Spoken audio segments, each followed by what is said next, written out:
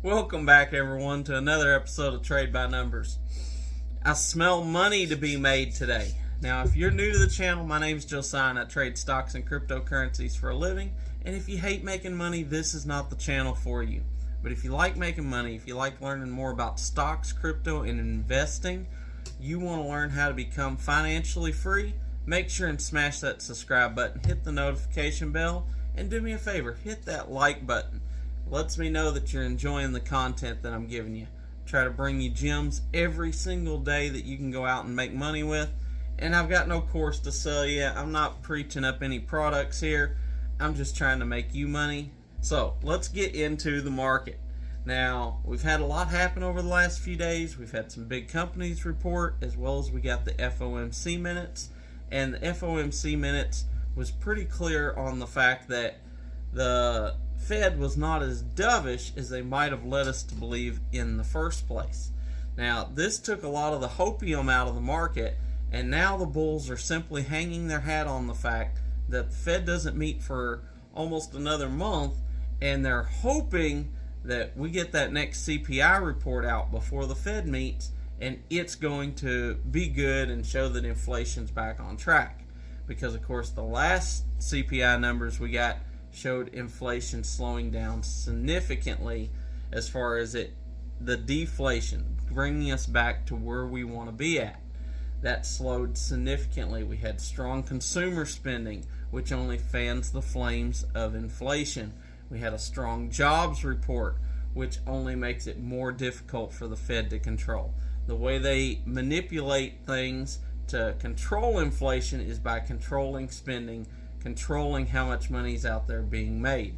When there's a lot of jobs out there, when there's a lot of people spending money, that just makes their job tougher, and it means they're going to be tougher on the American people in order to curtail this. Now, with that being said, this is useful information as investors, because the writing's all but on the walls now that the Fed's going to have to get tougher moving forward here. Maybe they go back to raising 50 basis points. Yesterday on my video, I slipped up. I said 50 basis points instead of 75. Of course, I meant 50 basis points instead of 25. We've been doing 25 basis points the last couple of rate hikes, but now they're considering bumping that up to a 50 basis point hike. Now, the market does not have that priced in, and it is not prepared for that. This market's been running up on the hopium that everything was going to go perfect, and things are not going perfect for the bulls. So let's kind of get into where that could lead us, because to quote Warren Buffett, the stock market is a mechanism for transferring wealth from the impatient to the patient. Now, we're going to be patient investors because we know where this market's going. We don't have to FOMO in. Now, it doesn't mean we can't jump in, make some quick trades, and ride any momentum. But on the longer outlook, we can see this market's going to come down. So that means that we can stay cashed up and be ready for this retracement so that we can make money on that big slingshot as it moves forward. We've got the S&P up this morning in the pre-market by about 0.4%, which is pretty good this morning. A lot of my watch list is in the green, and we've got crypto starting to creep up just a little bit. We've got Bitcoin sitting right at 24,000, so we could get a pop today. I mean, we had a huge down day before yesterday. We were down just a little bit overall yesterday, so we could see a pop in the market. However, I don't know whether we're going to see a pop or whether we could end up closing out red. What I do know is I'm going to be watching and seeing if there's any plays out there on my watch list that's getting momentum. If you got a stock that you've been watching, been getting a little bit of love, and it's getting volume, could be a good opportunity for a quick swing trade. Otherwise, we're going to be patient. We're going to wait for this market to come down. If you're buying long term, best thing you can do is buy when those prices are at their best.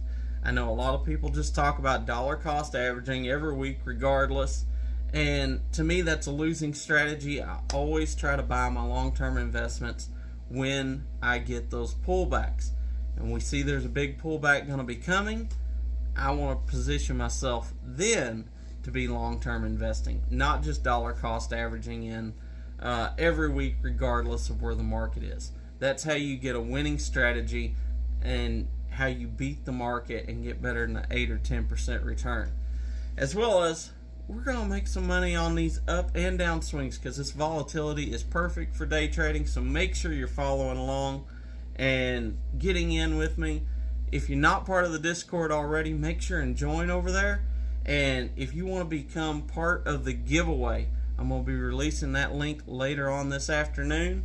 Get over there. We're going to start getting everyone queued up so we can start giving some money away. I'm going to be investing into your financial future. I want to help you get started on your investing journey. We're going to have a ton of fun doing this. We're going to do some giveaways so that no matter who you are, you've got an equal chance to win. And this isn't going to be no little small chance like a 1 in a million. Everyone over there, you're going to have about a 1 in 25 chance of winning $1,000. That is pretty great odds. We're going to get some money given away over there. We're going to draw some at random. We're going to set some things up where you can win. So if you like edging your luck, then that's going to be for you. It's going to be fun for everyone, and I hope you enjoy it. So catch me this afternoon, and until then, be blessed. And remember, never trade with your emotions. Always trade by the numbers.